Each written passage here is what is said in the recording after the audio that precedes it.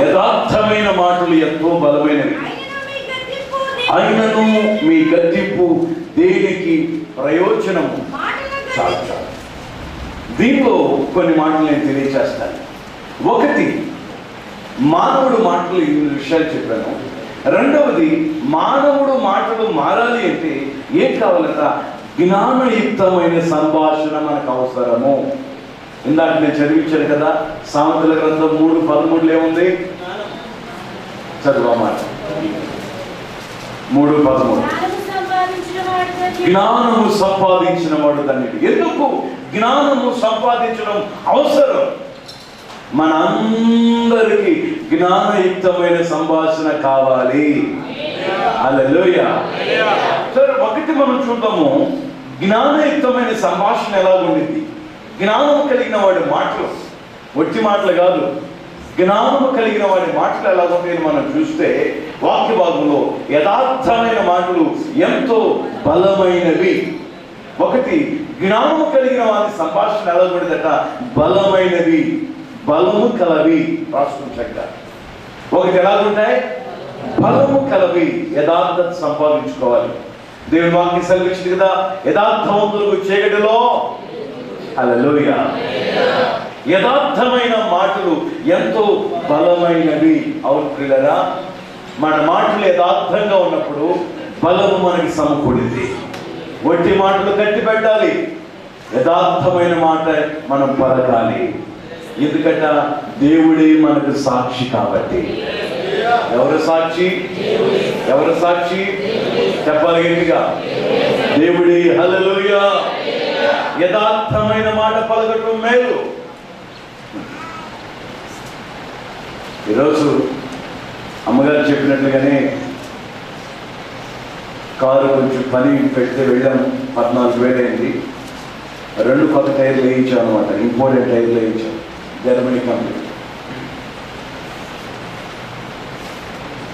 అసలు విషయం ఏంటంటే, డబ్బులు ఇంట్లో మర్చిపోయి నేను వెళ్ళాను అక్కడికి. ఏం మర్చిపోయలేను? బైబిల్ లేకుండా అసలు బయటికి వెళ్ళను. బైబిల్లోనే డబ్బులు పెట్టుకున్నాను. అక్కడికి వెళ్ళిన తర్వాత కారు వాళ్ళకి హ్యాండ్ ఓవర్ చేసిన తర్వాత ఆఫీస్లోకి వెళ్ళి కూర్చున్నాం, వెయిటింగ్ రూమ్లో కూర్చున్నాం అని అయితే ఆమె బైబిల్ గుర్తొచ్చింది. డబ్బులు ఉన్నాయి కదా అని వెళ్ళి చూస్తే కారులో బైబిల్ లేదు. ఇంటికి ఫోన్ చేద్దామంటే ఫోన్ లేదు అందుబాటులో. కొద్దిసేపు ఆలోచించుకున్నా, సరే నేను ఇంటికాడికి మర్చిపోయి ఉంటాను అని ఆలోచించేస్తే డబ్బులు లేవు. ఏం చేద్దాం, ఇంటికి వెళ్ళొద్దామా అని ఆలోచించేసాను. దానికి ముందే అనుకోకుండా ఇదే ఒక పని నిమిత్తం నాకు మొన్న ఆదివారం కొంత డబ్బులు ఇచ్చారు. అవి జేబులో ఉన్నాయి. యేసు రక్తమే చేయం. హల్లెలూయా. జేబులో చూస్తా ఉన్నా, యేసయ్య నువ్వెంతైనా నమ్మదగిన వాడు. ఏమండి, ఆయన ఎంతైనా లేకపోయినా పని లేదు. బిల్లు రావచ్చు, పొద్దున్నే పంపించు డబ్బులు. వచ్చినే కాదు, ఎందుకు అనిపించుకోవటం? డబ్బులు లేకుండా అంటే వచ్చాడు ఆయన మాస్టర్ గారు, పెద్ద దాబులు డూబుగా వచ్చాడు అని అంటారు. తర్వాత నీళ్ళంటే పట్టుకునే ఎందుకు అనిపించుకోవటం? ఆశ్చర్యకరమైన దేవుడు మన యేసయ్య. హల్లెలూయా. వెంటనే పిలిచి చెప్పిన, తమ్ముడు డబ్బులు మర్చిపోయేసాను రా బాబు, రేపు పంపిస్తాను, ఇబ్బంది ఏం లేదా అని నోటి దాకా వచ్చింది. అలా చేపెడితే డబ్బులు యేసయ్య నీకు వందనాలు చెప్పనుకున్నాను. మా అమ్మగారు ఎప్పుడు చెప్తారు, డబ్బులు జేబులో పెట్టుకుని వెళ్ళి మాకు బయటికి ఎప్పుడని. నిజంగా ఎప్పుడు ఎక్కువ శాతం డబ్బులు లేకుండానే వస్తూ ఉంటా. ఎందుకో మనం ఆది సోమవారం నుంచి నాకు రెస్ట్ లేదు కాబట్టి అవి జేబులో ఉండిపోయినాయి. నిజంగా పిల్లరా, మన దేవుడు మనతో లేకపోతే మనం ఒక అడుగు ముందుకు వేసిన మేలు అనుభవించలేదు. గుర్తుపెట్టుకోవాలి, యథార్థమైన మాట బలమైనది. జ్ఞానయుక్తమైన సంభాషణలో యథార్థత ఉండేది, డూబు డాబు ఉండదు. చదవాలి. 2వది చదువుతాం. సామెతల గ్రంథం 15:23. సరిగా ప్రత్యుత్తరమిచ్చువారికి దాని వలన, దేని వలనట? సరిగా ప్రత్యుత్తరం ఇచ్చిన దానికి దాని వల్ల సంతోషము పుట్టును. సమయోచితమైన మాట ఎంత మనోహరము. సమయోచితమైన మాట, సమయోచితమైన మాట. ఏ మాట? ఏ సమయానికి ఎలా మాట్లాడాలో జ్ఞానం కలిగిన మాట. సమయానికి సందర్భానికి తగిన మాట. మీ ఇంట్లో చస్తాను చావు చావు చావు అని అంటారు కాదు, దానికి తగ్గ మాట. దేవుడి వాక్యంలో మనం చూస్తాం, సరిగా ప్రత్యుత్తరం ఇచ్చువానికి దానివల్ల ఏం పుట్టింది? మన మాట యథార్థంగా ఉంటే, మన మాట సరిగా ఉంటే, మన మాట మెప్పు కోసమో ఘనత కోసమో గొప్పతనం కోసమో మనం ఏదో అక్కడ మంచి చెప్పించుకోవడానికి చెప్తే ఆ మాటలు మనకి నెమ్మదినివ్వో. నీ మాట సరిగా ఉన్నప్పుడు, యథార్థంగా ఉన్నప్పుడు, నమ్మకమైన వ్యక్తిగా ఉన్నప్పుడు నీకు నీ కుటుంబానికి సంతోషం. హల్లెలూయా. రెండవది, సమయోచితంగా మాట్లాడే మాట మనోహరమైనది. మనోహరమైన స్థలంలో పాలు ప్రాప్తం చేస్తావు నువ్వు అన్నాడు దావీదు. 16వ అధ్యాయము 24వ వచనం.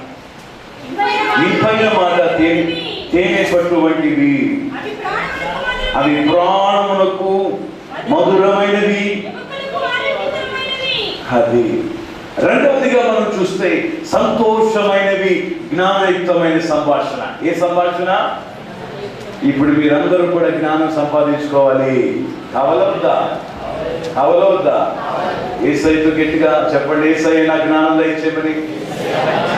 యేసయ్య నాకు జ్ఞానం దయచేయి. యేసయ్య నాకు జ్ఞానం దయచేయి.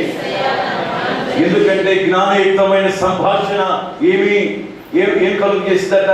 బలమైనదిగా ఉండింది. జ్ఞానయుక్తమైన సంభాషణ బలమైనది కాబట్టి మీకు నీ కుటుంబానికి సంతోషం. రెండవదిగా జ్ఞానయుక్తమైన సంభాషణ ఎలా ఉండింది అంటే సంతోషమైనది. ఏమిటట? ఈ పైన మాట తేనె పొట్టు వంటిది. ఎలా ఉండింది? చెప్పాలి. ఈ పైన మాట తేనె పట్టు. తేనె పట్టు తీసిన వెంటనే ఆ తేనె త్రాగితే ఎంత మధురంగా కూడా తెలుసా? నాకేం తెలుసులే, రోజు తాగేవాడిని వేరేగా. మరి తెలుసా అంటే ఎక్కడ గురించి అన్నాడు చూడరే. కొన్ని చోట్ల ప్రార్థనకి వెళ్ళినప్పుడు, ఎక్కువగా ప్రకాశం జిల్లాలో నేను మీటింగ్స్ వెళ్ళినప్పుడు అక్కడ యాప చెట్లు ఎక్కువగా ఉంటాయి. యాప చెట్లకు ఎక్కువగా తేనె పొట్లు పడుతూ ఉంటాయి. వాళ్ళు ఆ తేనె అచ్చును తీసుకొచ్చి చేతులు పాస్టర్ గారు కొంచెం దోశలు పట్టని అంటారు. ఆ చెట్టు పిండితే ఆ పాగుతున్నప్పుడు ఎంత మధురంగా ఉండిద్దో. చాలా స్వచ్ఛమైన తేనె. అది త్రాగిన తర్వాత నాకు ఇలాంటి తేనె కావాలి అంటే ఆ ఒక్క కేజీ బాటిల్ 250 మాత్రమే. 3-4 బాటిల్ తెచ్చుకుంటూ ఉంటాం వెళ్ళినప్పుడు. మళ్ళీ వచ్చే సంవత్సరం తెచ్చుకుంటాం. ఎక్కువ నిలబడదు అది, ఎందుకంటే ఎక్కువ కాలం పెట్టిన పాడైపోతుంది కదా అది. అయితే వాక్య భాగంలో చూస్తున్నాం, మనం తేనె పట్టు తినలేము కానీ మన నోట ఇంపైన మాటలు ఉన్నప్పుడు తేనె పట్టులాగానే ఉండింది. హల్లెలూయా. అవి ప్రాణములకు మధురము, ఎముకలకు ఆరోగ్యకరమైనవి. నీ ప్రాణములకు నెమ్మది, నీ ప్రాణములకు సంతోషము, నీ ఎముకలకు ఆరోగ్యము. చప్పట్లు పెట్టి ప్రభువుని కనపడతా. హల్లెలూయా, హల్లెలూయా, హల్లెలూయా. జ్ఞానయుక్తమైన సంభాషణ ఏంటంటే సంతోషమైనదిగా ఉంటుంది. సంతోషం నీకు కావాలా? జ్ఞానాన్ని సంపాదించుకో.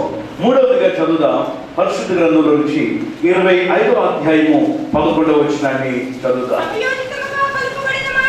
సమయోచితముగా పలకబడిన మాట చిత్రమైన వెండి పల్లెములో నుంచబడిన బంగారపు పండ్ల వంటిది. హల్లెలూయా. చెప్తా ఉంటా కదా, కొన్ని చోట్ల కొంతమంది మా ఇంట్లో మా వస్తువులు ఉంటూ ఉంటాయి. కొన్ని చోట్ల మన విశ్వాసుల కుటుంబాల్లో మా వస్తువులు కూడా ఉంటాయి. మా గ్లాసు, మా ప్లేటు, వాటర్ బాటిల్, మేము తుడుచుకునే టవలు, నాప్కిన్స్ మాకే ఉంటూ ఉంటాయి. కొంతమంది తెలియని వాళ్ళు అనుకుంటారు పాస్టర్ గారు కంట్రోల్స్ ఉంటాయని. ఎట్లాంటి సెక్షన్స్ ఏమి లేవు. కానీ నా దైవ సేవకుడు ప్రత్యేకంగా ఉండాలని చెప్పి కొన్ని వందల కుటుంబాలు అలా ఉంటూ ఉంటాయి.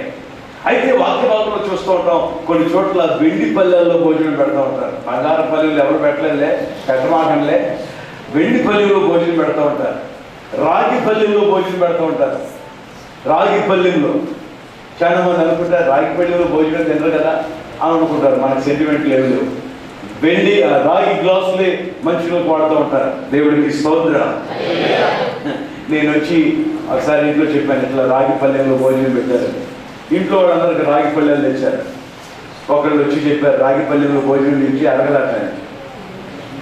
వేడా ఏంటి ఇదే తిరుగు పట్టిందట కడుపులో. ఈ గోరంతా ఎందుకని మళ్ళీ తీసుకెళ్ళి బిందు తీసుకొచ్చారు. నేను అడిగాను, రాగి బిందులో నీళ్ళు తాగితే ఏమవుదా అని. మంచిదిన్నాడు, మరి అదేంటో తెలవదు. చూడండి, మనం చూస్తే మూడవదిగా మనం ఇక్కడ చూస్తున్నాం, సమయోచితముగా పలుకు మాటలు ఎలాగుంటాయి? చిత్రమైన వెండి పల్లెంలో నుంచబడిన బంగారపు పండ్ల వంటివి. హల్లెలూయా. అసలు తేనె మన దగ్గర ఉంది, బంగారం మన దగ్గర ఉంది, వెండి మన దగ్గర ఉంది. ఎక్కడ ఉందంటే సమయోచితమైన మాటలు, జ్ఞానయుక్తమైన సంభాషణ. ఇలా మనం చేస్తే మూడవదిగా మనం చూస్తున్నాం కదా, సందర్భానుసారమైన సంభాషణ. జ్ఞానయుక్తమైన సంభాషణ ఎలా ఉంటుంది? హెచ్చిపిచ్చుకోండు, సందర్భానుసారంగా మాట్లాడతారు. నాలుగవదిగా మనం చదవచ్చు ప్రసంగి గ్రంథము 9వ అధ్యాయము 17వ వచనం. ప్రసంగి 9:17.